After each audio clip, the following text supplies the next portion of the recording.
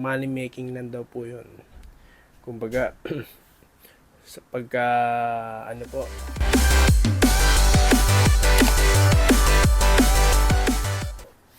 ayan, so welcome back dito po sa Toy TV Sports. Ayan. At dito po tayo, no, para po mag-comment lang. Ayan, kasi nga po, sa huli po nating content, atin pong sinabi doon, no?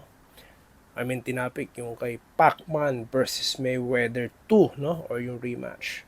At marami pong positive, ano po, at natutuwa sila. At ang iba naman po, no? Negative. Kasi nga, money making lang daw po yun. Kumbaga, sa pagka produce po ng pera, no, maganda yun para sa mga promoter. Ayan, kasi nga may pangalan, of course, Pacman and Mayweather, at kilala naman po nila si Pacman na talagang laro po talaga yan, talagang bakbakan po talaga yan.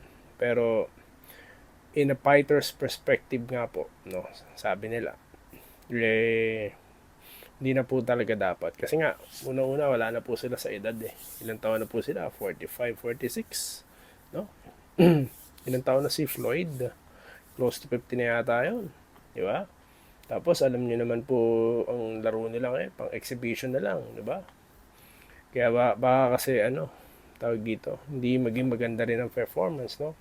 Kaya parang pang lang talaga siya, money making, no? Yan sasabi nila. So, kayo po, ano sa tingin nyo, no? May punto rin no?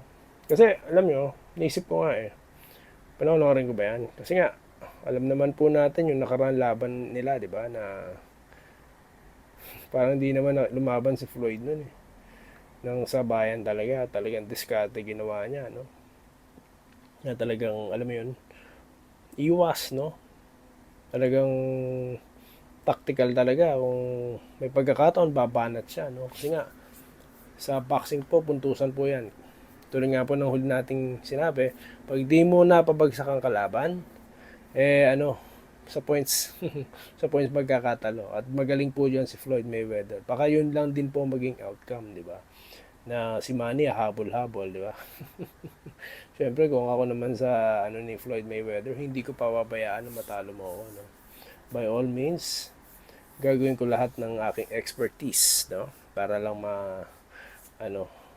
hindi ako mahulog, no, sa bitag mo or sa comfort zone mo.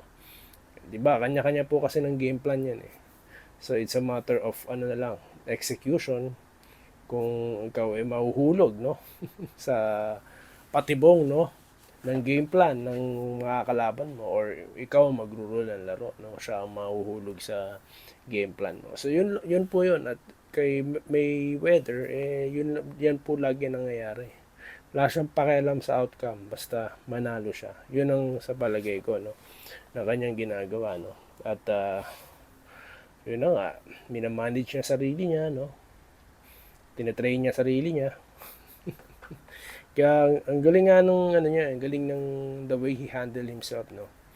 So yun nga, baka yun ang worry ng iba, na baka hindi naman laro ang mangyari diyan, sayang lang naman, di ba? At least kung exhibition lang yan, well, 6 rounds lang yan, no. Pero abangan po rin po natin, kailangan din siguro iba ng style si Manny, no. Yung tipong hindi naman siyang madedehado, no. Kasi nga po, para po mapaganda yung laban, talagang ang ginagawa ni Manny, parang binibigay niya sarili niya para makakuha siya ng open, no. So siguro sa ganitong pagkakataon, or siguro dahil talaga mainiinda lang siya, no. At pasasa at ma-open din niya. Siguro yun ang kanyang mindset dito, no. Yun nga lang, iniinda niya nga po yung niya, 'di ba? Right after, 'di ba, na surgery siya. At yung na-operahan siya, gumanda po yung performance niya sa mga sumunod niyang laban.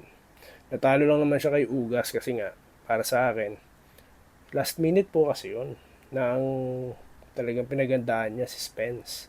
Iba naman po kasi yung fighting style ni Ugas, tsaka yung niya, hindi po masyadong napaghandaan yun. Nakaba ng kamay, parang si Dalsim, di ba? So, hindi po masyado preparado si Manny doon. Pero hindi siya nag-excuse, no? He accept his defeat. So, yun po, no? Let me know your thoughts, guys. pwede nyo po i-comment sa ano. At sa mga nagpapa-shoutout po, no, maraming salamat sa inyong panonood, no, sa inyong pagtangkilik ng channel na ito, no. At tuloy-tuloy po tayo kung ano po nakita natin na lumalawas diyan sa ano ating pong kokomentuhan. So yun lamang po, at magkita-kita tayo sa mga susunod na video content dito lamang po sa Doy TV Sports. At muli, maraming salamat po, no, sa mga nanonood. At magandang araw po sa inyong lahat. Salamat po sa panonood. Subscribe na para sa mga susunod na basketball at boxing videos.